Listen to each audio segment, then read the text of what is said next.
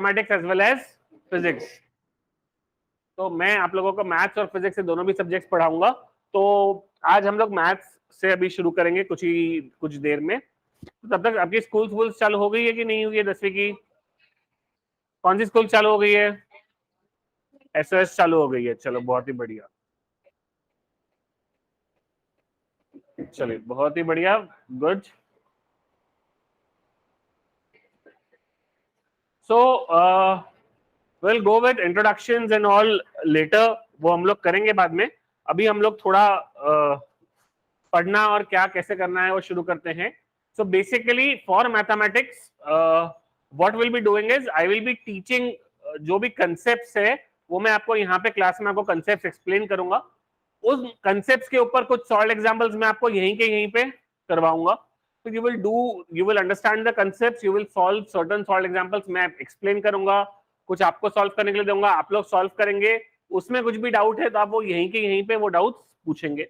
उसके बाद आपको बाय नेक्स्ट वीक अपनी वर्कशीट बुक्स मिल जाएगी, नोट्स मिल जाएगी 10 सीबीएसई के मैथ्स के एज वेल एज साइंस के प्रिंटेड नोट्स मिल जाएंगे। उसमें बहुत सारे डीपीपीज या वर्कशीट्स दिए हुए हैं यूनिट बाय यूनिट। जैसे हम लोग अभी आज शुरू करने वाले हैं अरिथमेटिक प्रोग्रेशन का चैप्टर, तो उसमें हम अरिथमेटिक प्रोग्रेशन का जो आपका चैप्टर है उसमें हम पहला जैसे ही कंसेप्ट पढ़ेंगे तो वो एक कंसेप्ट जैसे एक क्लास में 2 क्लास में आपका कंसेप्ट हुआ उसके ऊपर बेस्ड डीपीपी है, तो that DPP will be your homework जो आपको घर पे आपके सॉल्व करके आनी है। अब आप डीपीपी सॉल्व करेंगे तो it is not necessary that you will be able to solve 100% of the questions, you may not be able to do some 10 20 30% of questions. तो जो क्वेश्चंस आप नहीं सॉल्व कर सके हैं वो हम अगले दिन क्लास में डिस्कस करेंगे उसके डाउट्स, और फिर हम लोग आगे का कंसेप्ट पढ़ेंगे। तो that will be the schedule. अब बुक्स कैसे बनानी है, तो आपको मैथ्स के लिए एक बुक बनाना है, क्लास वर्क के लिए जो हम जिसमें हमारा क्लास का सारा करेंगे, और एक वर्कशीट्स की जो होमवर्क बुक है। तो जो भी वर्कशीट्स आपको दी जाती है वो सारी आपको वर्कशीट्स आपकी होमवर्क बुक में लाइन से सॉल्व करनी है। Homework I will be checking in regularly. जो होमवर्क नहीं करके आएगा उनके लिए there is a fixed punishment, या तो आप क्लास के बाहर जा सकते हैं या आप यहाँ पे बैठ के 40 उठक बैठक मार सकते हैं। तो that will be your choice, but homework करना will be compulsory. I am informing this from day one. Homework में आई विल नॉट बी यानी taking in any consideration homework, क्योंकि मैथ्स है, प्रैक्टिस बहुत ज्यादा जरूरी है, और स्पेशली जब पिछले 2 साल में हमने इतनी ज्यादा प्रैक्टिस की है तो उसको कंटिन्यू करना और भी ज्यादा जरूरी है। इसके लिए इस साल और भी ज्यादा प्रैक्टिस करना हम लोगों को जरूरी है। तो इसके लिए होमवर्क में आपको कोई भी ये नहीं मिलेगा कंसिडरेशन। होमवर्क है, रेगुलरली प्रैक्टिस करना है, और आप रेगुलरली प्रैक्टिस करेंगे मैथ्स की तो डेफिनेटली आपका मैथ्स बहुत जल्दी काफी सारा आपको भी लगेगा कि हाँ इंप्रूवमेंट हो रहा है, या आपको खुद को समझ में आएगा कि थोड़ा इंटरेस्ट मेरे को आ रहा है। But that will happen only and only when हम बैठ के सॉल्व करेंगे। और सॉल्व करने के लिए जितने सवाल आप देंगे, मैं जितने सवाल दूंगा सारे इंटरनेट पे मिलने वाले हैं, आप सारे ढूंढ के टीप सकते हैं, कोई दिक्कत नहीं है। मैंने जिस दिन टीप के पकड़ लिया, टीपे पे पकड़ लिया आप लोगों की बुक में से, तो उसके बाद आपकी फिर जो पनिशमेंट है वो सब हम 10x कर देंगे, ठीक है। तो इसके लिए don't copy, don't cheat on your homework.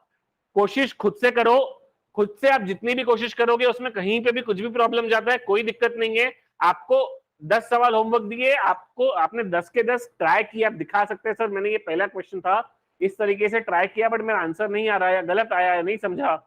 आप अगर स्टेप्स दिखाएंगे मुझे कि मैंने ये कोशिश की है तो मुझे कोई प्रॉब्लम नहीं है अगर आप 10 के 10 भी सॉल्व नहीं कर पाए तो।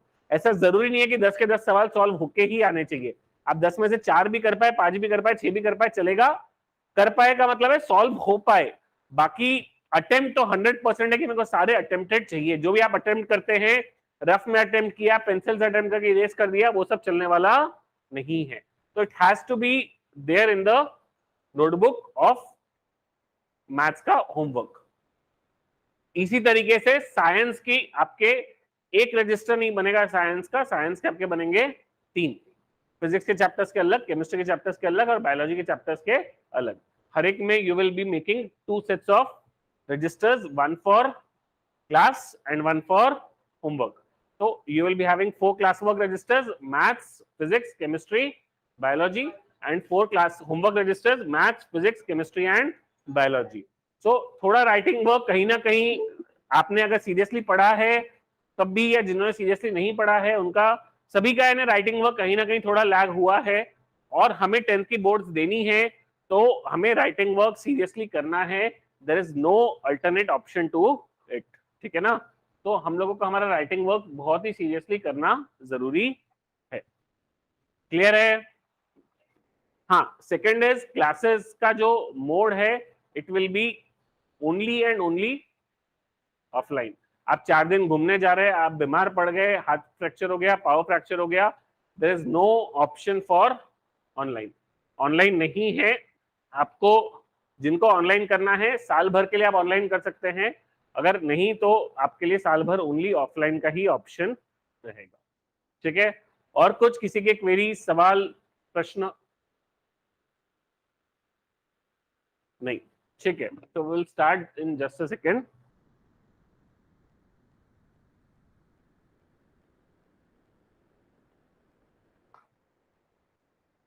बातें नहीं आपस में.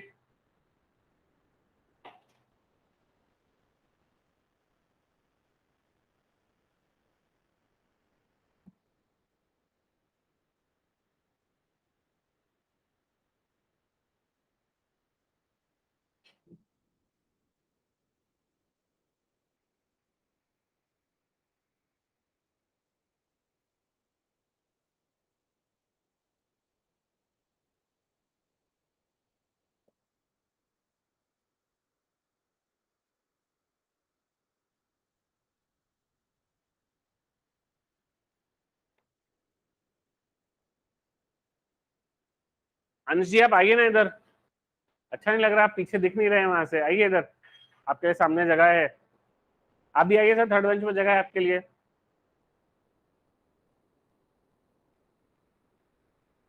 हाँ, यहाँ पे ऐसा कोई है क्या जो 10th एडवांस में भी है? जो लोग 10th एडवांस में भी हैं उनके लिए this is not the classroom. आपका क्लास नीचे शुरू है. तो दो, हाँ आइए ना. तो there are 2 different batches split up. एक जो लोग एडवांस में भी हैं उनके लिए है, तो वो क्लासरूम अलग है, और जो ओनली फॉर सीबीएसई है वो क्लास अलग है. तो जिनका सीबीएसई प्लस एडवांस है वो लोग नीचे जा सकते हैं.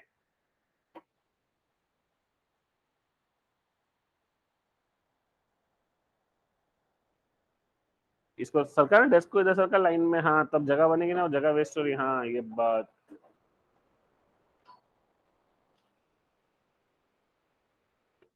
नीचे जा रहा ना ऑफिस में, संतोष भैया को बोलना, या कोई भी होगा स्वाति दीदी, संतोष भैया, सर ने बोलना अपना चश्मा और पानी की बोतल मांगी.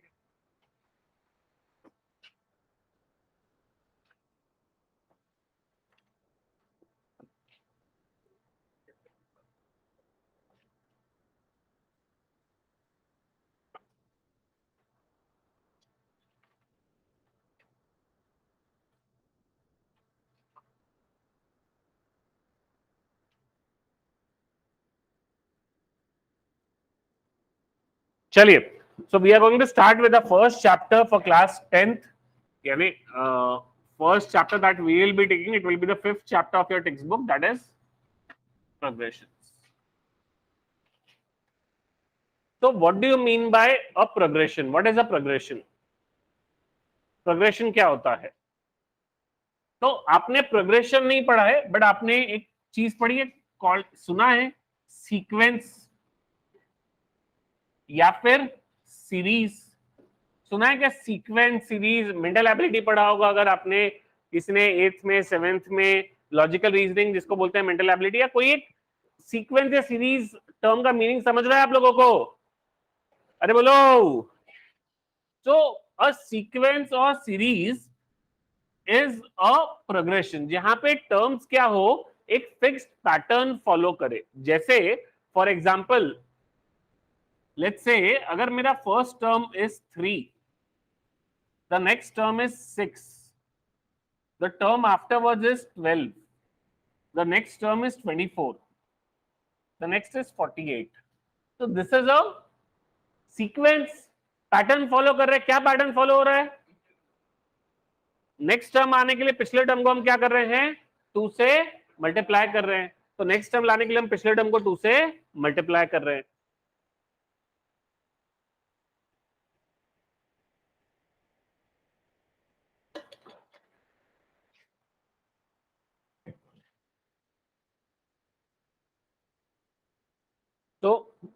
नेक्स्ट टर्म पे आने के लिए हम पिछले टर्म को क्या कर रहे हैं, 2 से मल्टीप्लाई कर रहे हैं। तो this is a sequence, this is a pattern, ठीक है।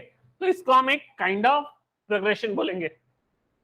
और भी बहुत सारे प्रोग्रेशन हो सकते हैं, जैसे 4, 9, 16, 25, 36 and so on.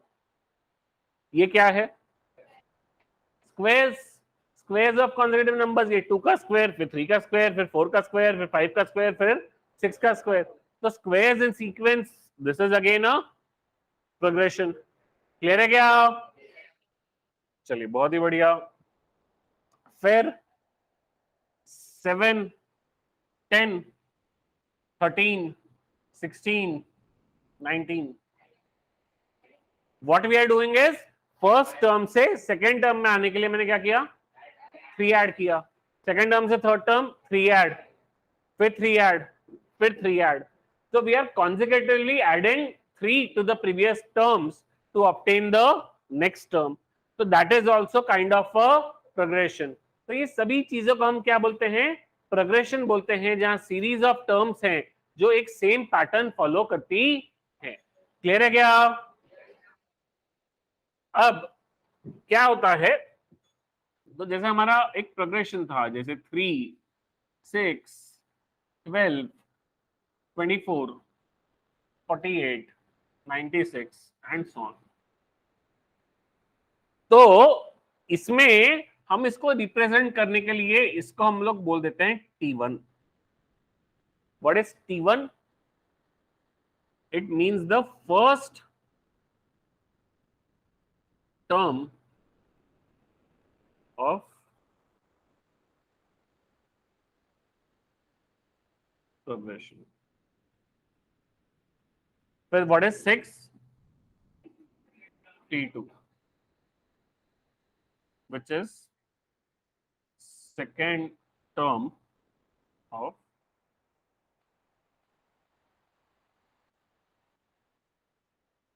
progression. That will be T2. 12, T3, third term of progression.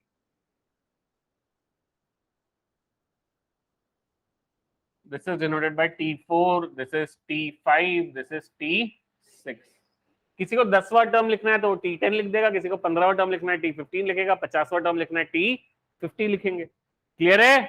तो उसी तरीके से ये टर्म्स को हम लोग T1, T2, T3, T4, T5, T6 से रिप्रेजेंट करते हैं।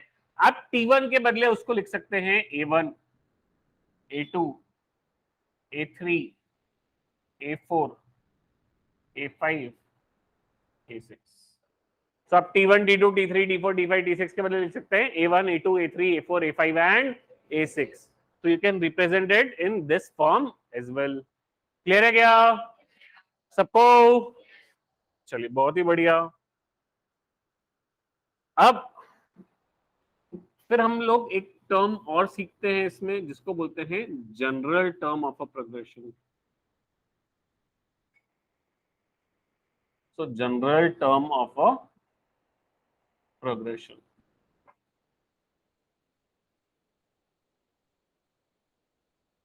तो जनरल टर्म यानी क्या, कितवा टर्म है हमको नहीं पता, ठीक है। जैसे अगर मान लो मेरा पैटर्न था 3, 6, 12, 24, 48। तो पहला टर्म क्या है, 3 है, ये T1 है। T2 क्या है, 3 इंटू 2 की पावर 1।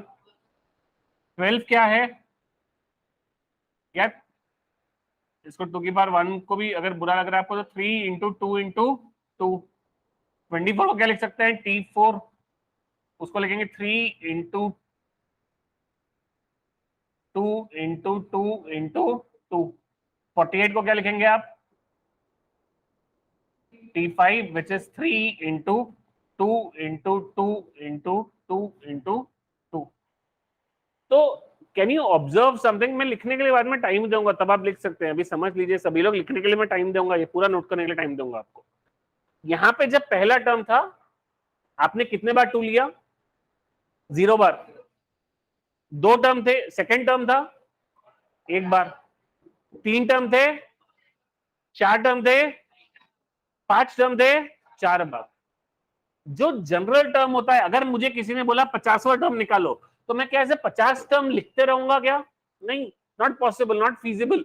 तो इसके लिए हम एक जनरल टर्म का फॉर्मूला बनाते हैं, जनरल टर्म बोलते हैं टीएन।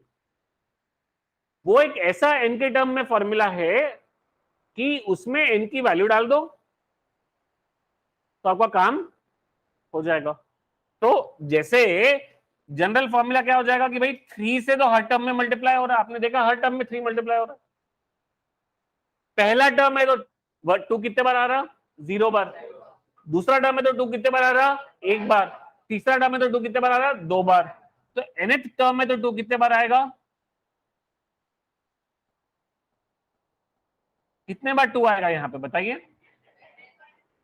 n टाइम नहीं, 1 में कितने बार आया? 0। 2 में कितने बार आया? 1। 3 में 2, 4 में, 5 में 4। तो n में n-1। यहां 2 कितने बार मल्टीप्लाई होगा? n-1 टाइम्स मल्टीप्लाई होगा। समझ पा रहे हैं सभी लोग?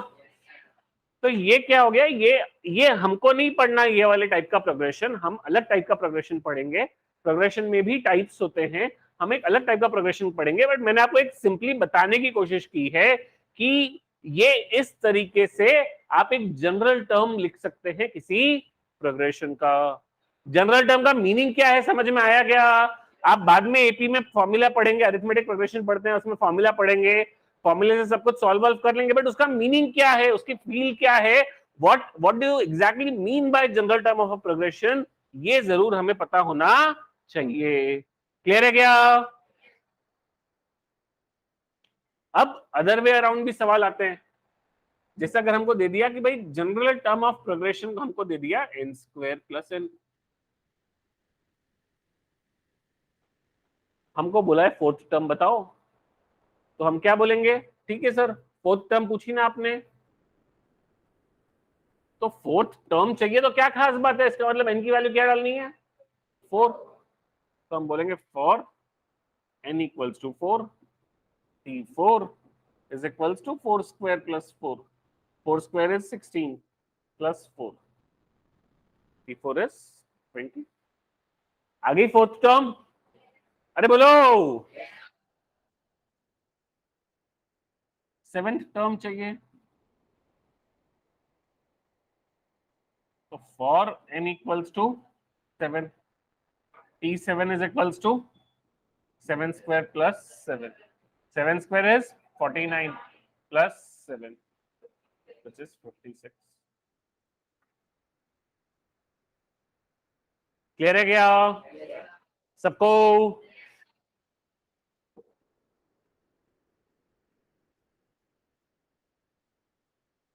What will be T25?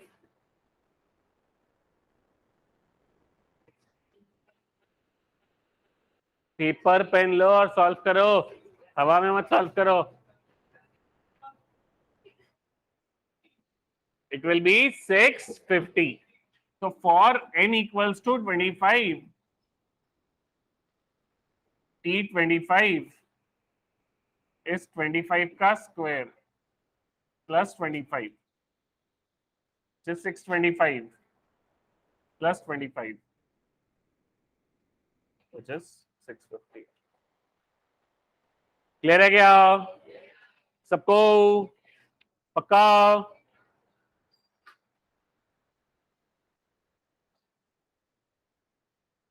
चलिए बहुत ही बढ़िया।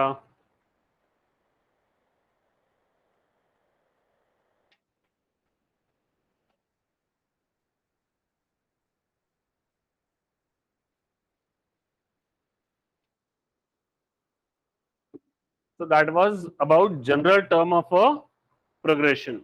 ठीक है,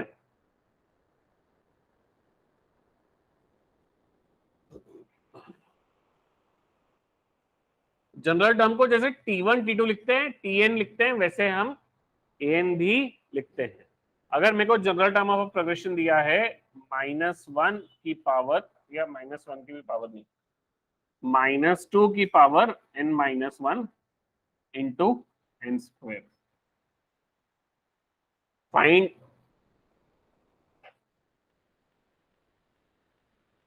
A7. So what will be A7? So -2 raised to power 7 - 1 into 7 का स्क्वायर। तो -2 इंटू n की वैल्यू क्या हो गई, 7 डाली तो 7 - 1 इंटू 7 का स्क्वायर। अब 7 - 1 क्या होता है, 6 इंटू 7 का स्क्वायर इज 49। अब -2 की पावर 6 क्या होगा, -2 की power 6 is -2 into -2 into -2 into -2 into -2 into -2, 2 2 जा -2 इंटू -2 इज 4 इंटू ये वाला भी 4 इंटू ये वाला भी 4। तो ये 4 इंटू 4 इंटू 4 क्या हो गया, 64 इंटू 49। इसको आपको मल्टीप्लाई करना पड़ेगा, कितना आएगा, 3400 में से 3200, 3136। इसको मल्टीप्लाई करेंगे तो ये आ जाएगा 3136। क्लियर है क्या? सपोज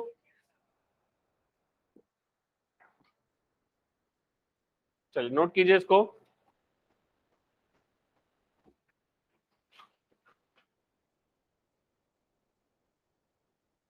नोट कीजिए फटाफट।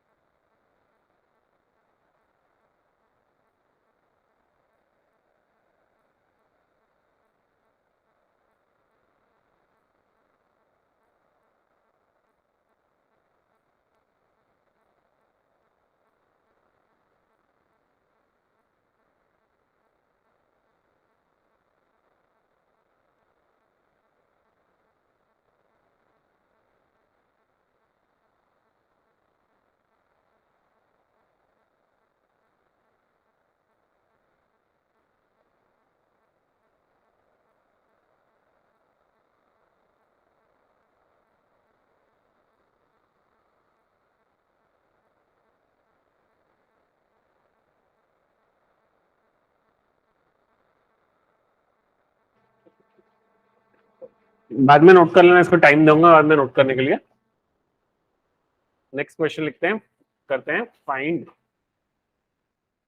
The first 5 terms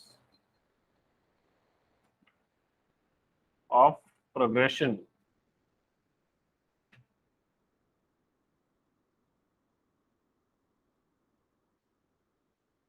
Tn is equal to 2 plus Tn minus 1, where T1 is equals to 5. तो हमको ये एक जनरल टर्म दिया है कि Tn क्या होता है, 2 प्लस Tn माइनस 1, और हमको बोला है कि भाई आप सॉल्व कीजिए इसको। तो हम क्या करेंगे, इसको किस तरीके से हम सॉल्व करेंगे, तो हम बोलेंगे फॉर n इक्वल्स टू 2, तो T2 क्या हो जाएगा, 2 प्लस T ऑफ 2 माइनस 1, तो ये क्या हो गया, 2 plus 2 minus 1 is T1, T1 कितना है 5, तो 2 प्लस 5 which is 7। क्लियर है क्या सबको? अब हमको क्या चाहिए, 5 टर्म्स चाहिए। ये कितनी टर्म आई, सेकंड आई, ये फर्स्ट थी, फर्स्ट तो दी भी दी, सेकंड आ गई, अब कौन सी चाहिए, थर्ड। तो एन क्या लेंगे हम लोग, 3। किसी को कुछ भी डाउट है तो you can just raise your hand then and there कि ये कैसे आया, और आप पूछ सकते हैं, कोई दिक्कत नहीं है, you need to ask your doubts. तो उसके लिए क्या किया, T3 is equals to 2 plus T3 minus 1, तो T3 इज इक्वल्स टू क्या हो गया, 2 plus 3 minus 1 is 2, so this will be 2 plus T2. What is T2 equals to 7, तो ये आ गया 2 plus 7 which is equals to 9। Clear है क्या? For n equals to 4, T4 is equals to 2 plus T4 minus 1 which is 2 plus T3, 2 plus T3 is what, 9, so 2 plus 9 is 11। For n equals to 5, T5 is 2 plus T5 minus 1, 2 plus T4, T4 कितना है 11। Clear है क्या? तो ये अगर general term दिया है तो हम लोग सारे टर्म्स निकाल सकते हैं। क्लियर है क्या? अब प्रोग्रेशन के कुछ टाइप्स होते हैं, कौन से टाइप्स होते हैं, there is a progression which is called as arithmetic progression.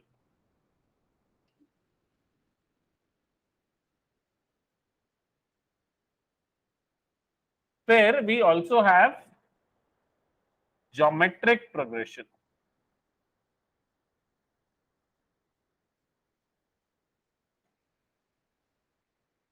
इसके अलावा भी बहुत सारे होते हैं, हार्मोनिक प्रोग्रेशन होता है, अरिथमेटिक ज्योमेट्रिक प्रोग्रेशन होता है, ईजीपी भी होता है, बट हमको बाकी कोई भी चीज नहीं पढ़नी, हमको एक ही चीज पढ़नी है, कौन सी, अरिथमेटिक प्रोग्रेशन। तो we have to study just and just arithmetic progression. तो अरिथमेटिक प्रोग्रेशन में क्या होता है, क्या खासियत है, the difference of any two consecutive terms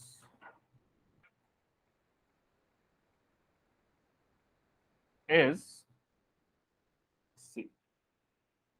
तो difference of any two consecutive terms is same.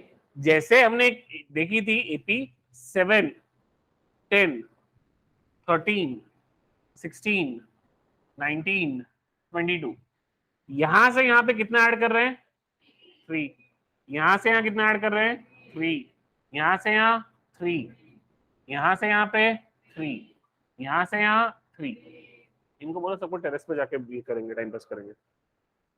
तो ये जो प्रोग्रेशन है, ये कौन सा प्रोग्रेशन हो गया? Arithmetic progression. अरिथमेटिक प्रोग्रेशन की खासियत क्या है? पहले टर्म से अगले टर्म पे आने के लिए एक फिक्स नंबर ऐड होना चाहिए। यहां 3 ऐड किया अगला टर्म लाने के लिए, तो यहाँ पे भी 3 ही ऐड करूंगा, यहाँ पे भी 3 ऐड करूंगा, यहाँ पे भी 3, यहाँ पे भी 3। हर जगह the number that is going to be added has to be the same. कल जाके कोई बोलता है कि भाई 3 से 6 गए, इसमें 3 ऐड किया, और 6 से फिर 10 गए, इसमें 4 ऐड कर लिया, तो क्या ये अरिथमेटिक प्रोग्रेशन है? तो नहीं। अरिथमेटिक प्रोग्रेशन को हम शॉर्ट में एपी लिखते हैं। तो इज दैट अ एपी? तो no, it is not a AP. Geometric progression क्या होता है आपको पढ़ना नहीं है, आपके बोर्ड्स में नहीं है अभी, बट ज्योमेट्रिक प्रोग्रेशन होता क्या है? अगर पहला टर्म 3 है तो दूसरा टर्म 6 है, फिर 12 है, फिर 24 है, पहले से अगले पे जाने के लिए सेम टर्म, डबल जरूरी नहीं है, कोई भी एक नंबर मल्टीप्लाई हो। जैसे यहाँ पे क्या मल्टीप्लाई हो रहा है? 2, यहाँ पे भी 2 मल्टीप्लाई होगा, यहाँ पे भी 2 मल्टीप्लाई होगा। हो सकता है पहले 4 मल्टीप्लाई हो, फिर 4 हो, फिर 4 हो, हर जगह 4 मल्टीप्लाई हो, 3 मल्टीप्लाई हो, कोई दिक्कत नहीं है। बट जहां पे जिस तरीके से यहाँ एडिशन करते हैं, यहाँ क्या करते हैं? मल्टीप्लीकेशन। बट हम ज्योमेट्रिक प्रोग्रेशन में डिटेल में नहीं जा रहे, हम किसकी बात कर रहे हैं? सिर्फ अरिथमेटिक प्रोग्रेशन की। अब क्या अगला टर्म हमेशा बड़ा होना चाहिए? क्या ये एक अरिथमेटिक प्रोग्रेशन हो सकता है? 5, 3, 1, -1, -3, क्या ये एक अरिथमेटिक प्रोग्रेशन है? यहां से यहां पे इसमें 5 में क्या ऐड करेंगे तो 3 आएगा? -2। 5 में आप क्या ऐड करेंगे? -2 ऐड करेंगे। अब 3 में क्या ऐड करेंगे तो 1 आएगा? -2। 1 में क्या ऐड करेंगे तो -1 आएगा? -2। इसमें भी क्या ऐड करेंगे? -2। तो हर जगह क्या ऐड करना है? -2 ऐड करना है। तो आपको प्रोग्रेशन का अगला टर्म मिलते जा रहा है। तो क्या ये एक अरिथमेटिक प्रोग्रेशन है। आप निगेटिव नंबर का ऐड कर रहे हैं, कोई दिक्कत नहीं है। क्या ये लिख नहीं सकता मैं 5 प्लस -2? क्या हो जाएगा 5 प्लस -2? वो हो जाएगा 5 -2 विच इज 3। 3 आ गया, 3 में क्या लिखूंगा? 3 प्लस -2। प्लस माइनस क्या हो गया?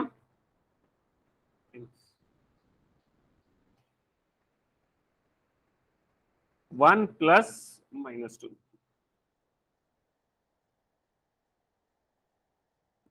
क्लियर है क्या सबको? पक्का? अब किसी भी प्रोग्रेशन में, जैसे हमने बोला पहली टर्म हमारी हमने मान ली कुछ तो भी 8, अगली टर्म हमने मान ली 15, फिर मान ली 22, फिर 29। तो ये जो इसको बोलते हैं, this is the first term. First term हम किससे डिनोट करते हैं? T1 से या फिर A1 से। तो first term is denoted by T1 और A1। तो फर्स्ट टर्म हम डिनोट करते हैं T1 से या फिर A1 से, या इसको साथ ही साथ बोलते हैं A। सिर्फ A भी बोलते हैं, फर्स्ट टर्म को सिर्फ A बोलते हैं। ठीक है, सिर्फ A लिखा है, इसका मतलब it represents the first term. This will be what? T2, this will be T3, this will be T4। अब अरिथमेटिक प्रोग्रेशन में पहले टर्म से दूसरे टर्म में आने के लिए हम क्या करते हैं? कुछ एक नंबर को ऐड करते हैं। तो हम उसको क्या करते हैं? हम बोलते हैं T2 माइनस T1, इसको बोलते हैं D। हमने क्या बोला? इसमें कुछ ऐड करूंगा तो ये आएगा, तो अगर इसमें से इसको सब्ट्रैक्ट किया तो क्या बचेगा? जो नंबर ऐड कर रहे थे उसी को हम बोलते हैं D, which is called as common difference, which is called as common difference। तो किसी भी प्रोग्रेशन को अरिथमेटिक प्रोग्रेशन होने के लिए क्या होना चाहिए? कॉमन डिफरेंस होना चाहिए सेम। जैसे क्या D जो है वो T2 माइनस T1 ही हो सकता है? क्या वो T3 माइनस T2 हो सकता है क्या? T3 माइनस T2 भी क्या रहेगा? D रहेगा। एक मिनट इस पे आते हैं। पहले हम लोग, अगर ऐसे थोड़ा सा ये कंफ्यूजन लग रहा है कुछ लोगों के चेहरे पे, हम उसको दूसरे तरीके से करने की कोशिश करते हैं। फर्स्ट टर्म ऑफ प्रोग्रेशन को किससे डिनोट करते हैं हम लोग? ए। अब अगर फर्स्ट टर्म ए है तो सेकंड टर्म में क्या, सेकंड टर्म मिलने के लिए, सेकंड टर्म के लिए हम क्या कर रहे थे? उसमें डी ऐड कर रहे थे। अगला टर्म पाने के लिए हम डी ऐड कर रहे थे, तो अगला टर्म क्या हो गया? ये क्या हो गया मेरा? T2। अब मेरे को T2 के बाद अगला टर्म क्या आएगा? T3। T3 कैसे मिलेगा? इसमें और डी ऐड करो, इसमें a प्लस डी में डी ऐड करोगे तो क्या आ जाएगा? a plus 2d।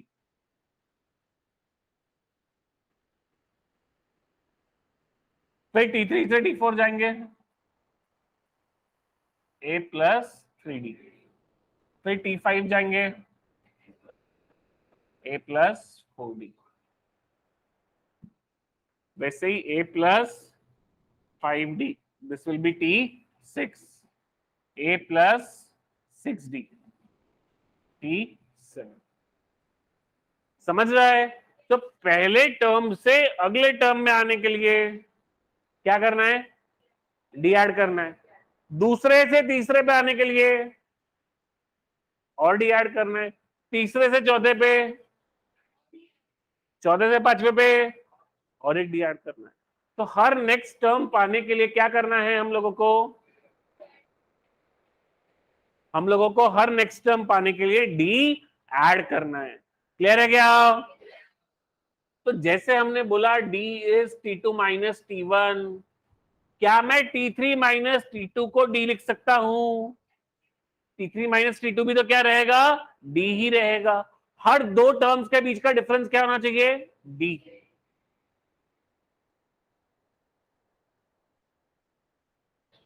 T4 minus T3 क्या रहेगा? डी। T4 माइनस T3 भी क्या रहेगा? डी ही रहेगा। मैं T4 माइनस T2 करूंगा तो क्या वो डी रहेगा क्या? नहीं। Difference between two consecutive terms, किसका डिफरेंस? दो कॉन्जिक्यूटिव टर्म्स का डिफरेंस डी के बराबर होता है। क्लियर है क्या सबको? बहुत ही बढ़िया।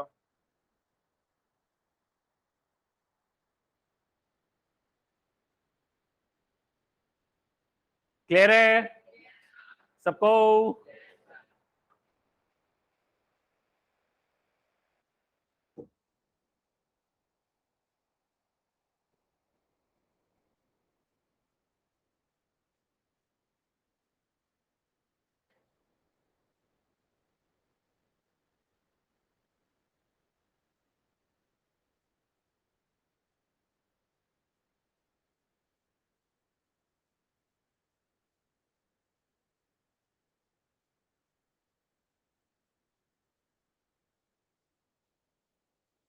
ये एक अरिथमेटिक प्रोग्रेशन है कि नहीं है, ये हमें चेक करना है। कैसे चेक करेंगे? इसको बोल दिया T1, इसको बोल दिया T2, इसको बोला T3, इसको बोला T4। फिर मैं क्या करूंगा? मैं बोलूंगा D is equals to T2 minus T, which is 11 minus 5, which is 6। अब ये D निकालने से पता नहीं है, तो एक ही जगह का D आया है, इससे हमको नहीं पता है। फिर हम क्या करेंगे? T3 माइनस T2 करेंगे, वो आएगा 17 माइनस 11, which is 6। तो ये जैसे 6 है, वो भी क्या है? 6। तो टर्म्स क्या आ रही है? कॉमन डिफरेंस क्या आ रहा है? सेम। इसका मतलब this is a arithmetic progression. D is same in both cases, hence this is a arithmetic progression. Clear है क्या सबको?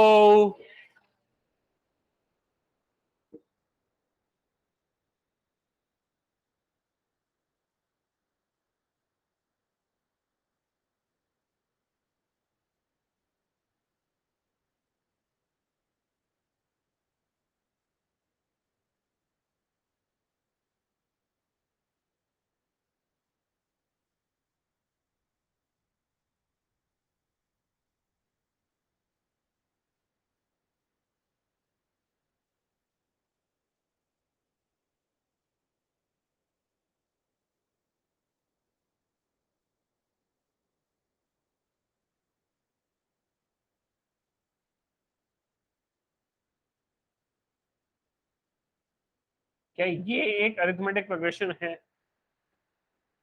तो हम लोग क्या करेंगे, T1 को लिखेंगे। T1 क्या है?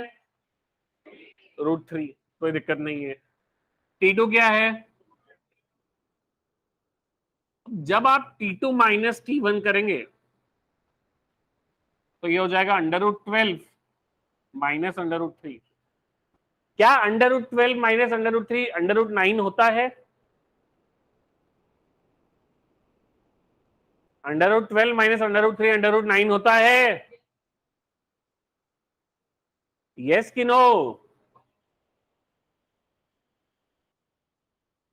दो चार लोग नो बोल रहे हैं, बहुत सारे लोगों को यस लग रहा है, बट कंफ्यूजन लग रहा है। क्यों रे भाई? √12 माइनस √3 √9 होता है क्या? तो इसको याद रखना, बिल्कुल अच्छे से ध्यान रखना कि √12 माइनस √3 जब लिखा है तो आप उसको √12 माइनस 3 नहीं लिख सकते। आप एक बड़ा रूट लगा के अंदर 12 माइनस 3 लिख देंगे, ऐसा नहीं कर सकते। This is wrong. तो सर हम करेंगे क्या, फिर इसको सब्ट्रैक्ट कैसे करेंगे? तो 12 जो है ये एक प्राइम नंबर नहीं है, तो ऐसे केस में पहले क्या करना है, उस 12 का प्राइम फैक्टराइजेशन। प्राइम फैक्टराइजेशन किया तो क्या हो गया? 3 इंटू 2 इंटू 2 बराबर। अब दो 2 में से ये दो 2 क्या हो गए? दो 2 से रूट के बाहर निकल के एक 2 आ जाएगा, विच इज 2√3 माइनस √3। 2√3 माइनस √3 क्या होगा? 2 minus 1 is 1. 1 into √3 is √3. So 2√3 minus √3 is √3. Clear है क्या सबको?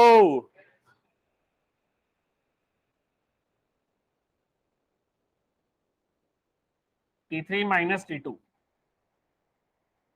√27 माइनस √12।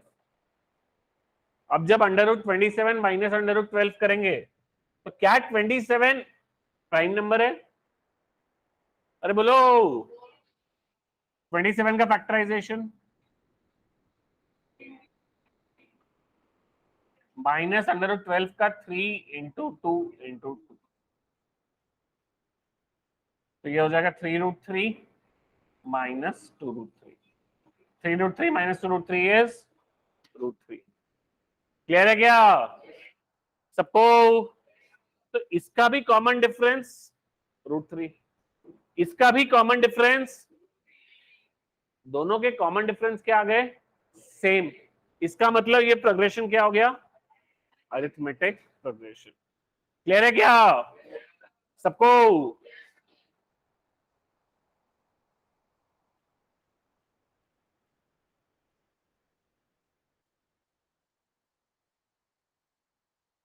अब हमने लिखा था T1, पहला टर्म को किससे क्या लिखते थे हम लोग प्रोग्रेशन में? A। दूसरे टर्म को T2 बोलते हैं। T2 क्या होगा? A2 नहीं, A2 तो ठीक है, A2 तो बोलेंगे, वो T2 A2 एक ही बात हो गई, बट अगर D के टर्म से बोलेंगे तो वो क्या हो गया? A plus D। T3 is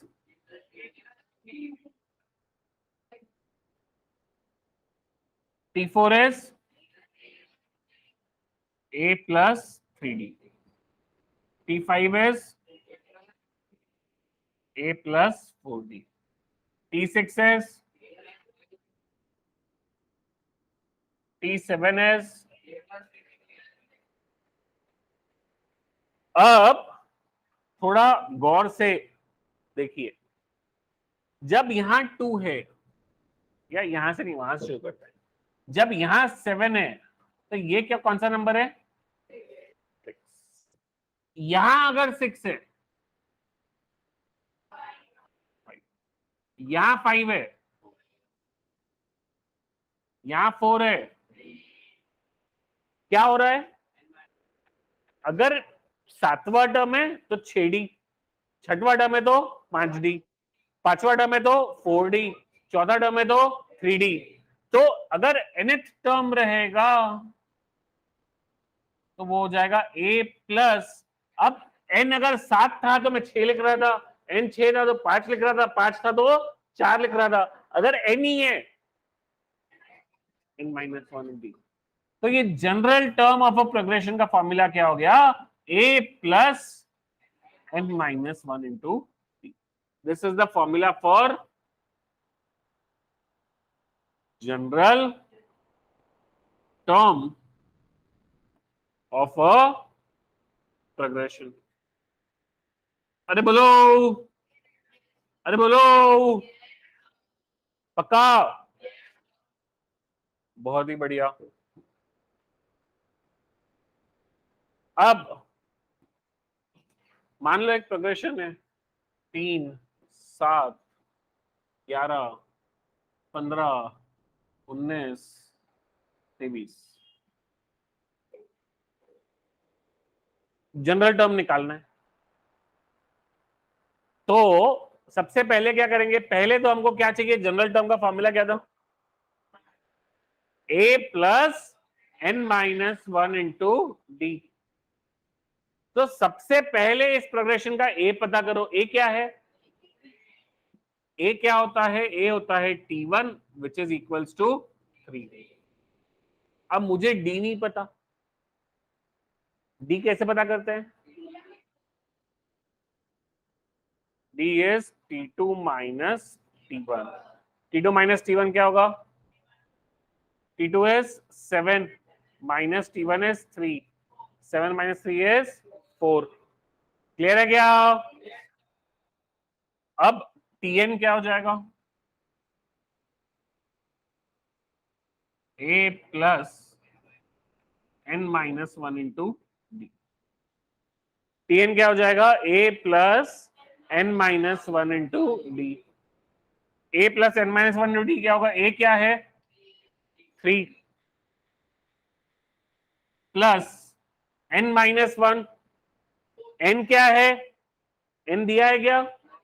हमको जनरल टर्म निकालना है। जनरल टर्म में n की वैल्यू दी हुई नहीं रहेगी, वो n के टर्म्स में ही आएगी general term. n minus 1 into D कितना है? 4। तो वो क्या हो गया? 3 प्लस 4n माइनस 4। तो ये क्या हो गया? 4n, 3 minus 4 is minus 1।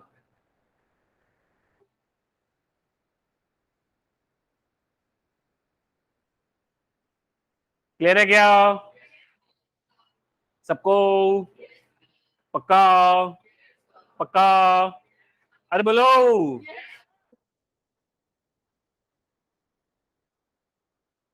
किसने पूछा? क्या नहीं समझा? हाँ, ये समझा tn का ये फॉर्मूला है। a की वैल्यू 3 है, ये हमने डाल दी। d की वैल्यू कितनी है? 4।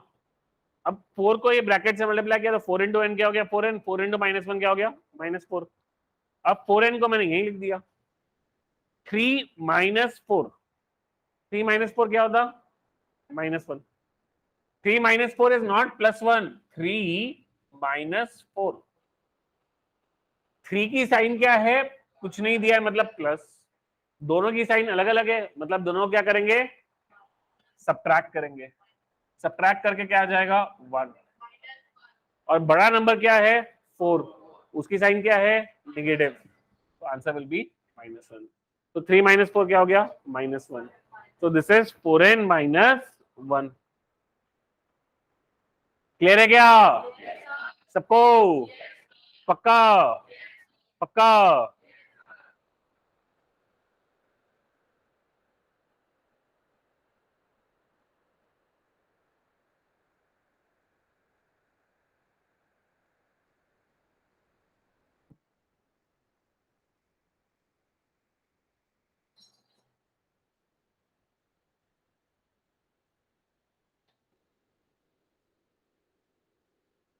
जनरल टर्म निकालना है, क्या करेंगे? पहले ए इज इक्वल्स टू 6,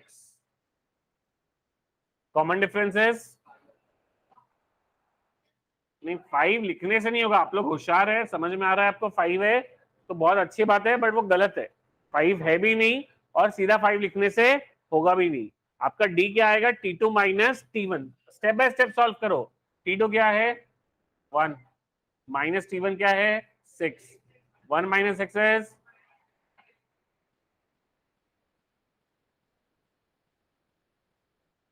तो जब हम Tn की बात करेंगे, a plus n minus 1 into D. a is 6 plus n minus 1 into D is n minus 1 into D. D क्या है? -5। क्लियर है क्या? तो 6 -5 into n is what? -5n। -1 into -5 is 6 plus 5 is, ये 11 -5 को 6 मत लिखना। क्यों नहीं? क्योंकि ये 5n है। 11n है क्या? सिर्फ 11 है। 11n में से 5n कट हो सकता है, सब्ट्रैक्ट हो सकता है। 11 में से 5n सब्ट्रैक्ट नहीं होगा, ये ऐसे ही रहेगा। क्लियर है क्या सबको?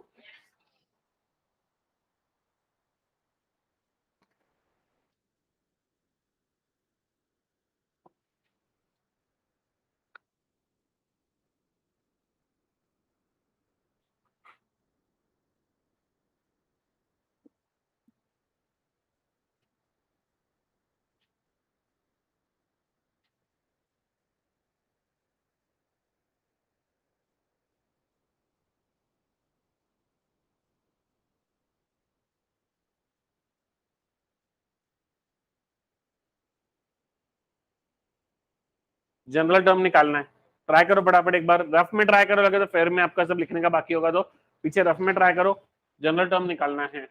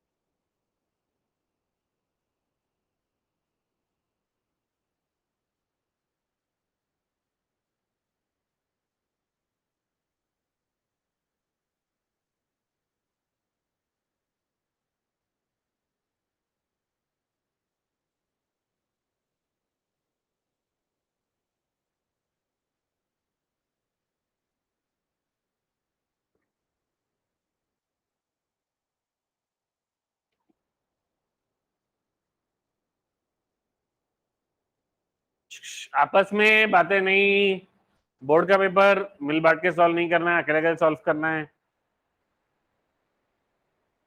हाँ, क्या होगा इसमें, ए क्या हो जाएगा, -2/3। T is what, T2 minus T1, which is -5/6 minus -2/3। तो क्या हो जाएगा, -5/6 minus of minus S plus 2/3, which is -5/6 plus 4/6। What is -5 plus 4? -1/6। तो ये क्या हो गया, डी इज व्हाट, -1/6। समझा क्या? तो टीएन क्या हो जाएगा, ए प्लस n-1 इंटू टी। अब ए क्या है, -2/3 प्लस n-1 इंटू डी कितना है, -1/6। तो क्या हो जाएगा, -2/3 -1/6 इंटू एन करेंगे तो क्या हो जाएगा, -n/6।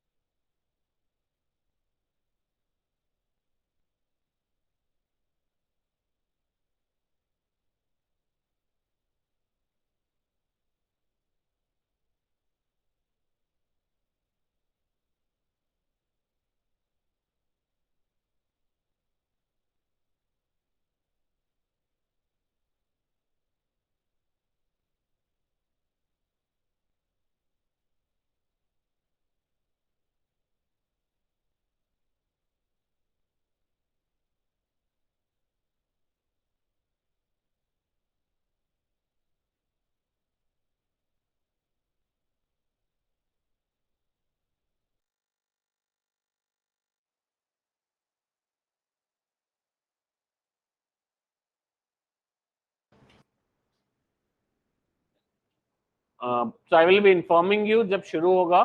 तो whoever wants to attend SST in English, तो वो 2-3 दिन क्लास अटेंड कर सकते हैं। उसके बाद जिनको रजिस्टर करना है वो लोग रजिस्टर कर सकते हैं। मैं शेड्यूल बताऊंगा SST इंग्लिश का, अभी उसके लिए थोड़ा टाइम है। अभी हम लोग मैथ्स एंड साइंस से मेनली शुरू करेंगे।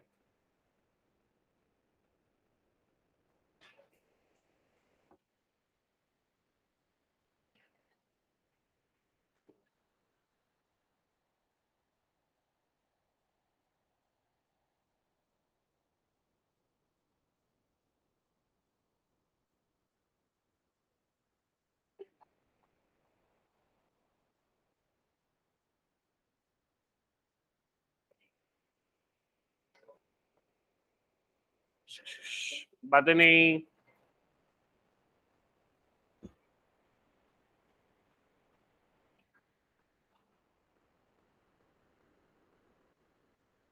मैं ये जो आज वाला लेक्चर है इसकी गूगल मीट की recording I will be uploading on YouTube, और मैं आपके बैच पे डाल दूंगा। तो आप यूट्यूब पे से वो वीडियो को थोड़ा फॉरवर्ड कर करके आप उसके जो भी स्लाइड्स के ये नोट करने हैं वो आप वहां से नोट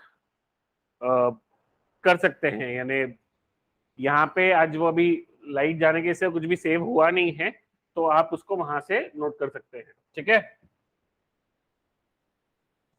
चलिए बहुत ही बढ़िया। तो हम पढ़ रहे थे, हाँ, जनरल टर्म ऑफ प्रोग्रेशन हमने पढ़ना शुरू किया था। ठीक है ना। अब इसी के अलग अलग टाइप के क्वेश्चंस आते हैं। तो इज 47 और टर्म ऑफ प्रोग्रेशन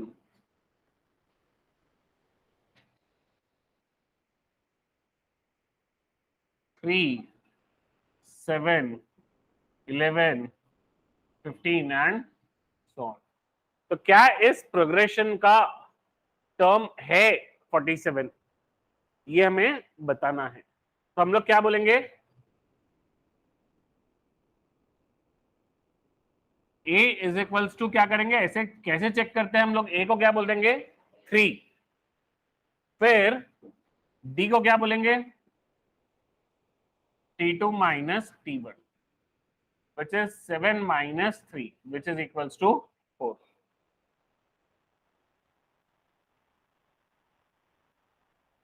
फिर tn क्या हो गया, a plus n minus 1 into d. a is what 3 plus n minus 1 into d is what 4.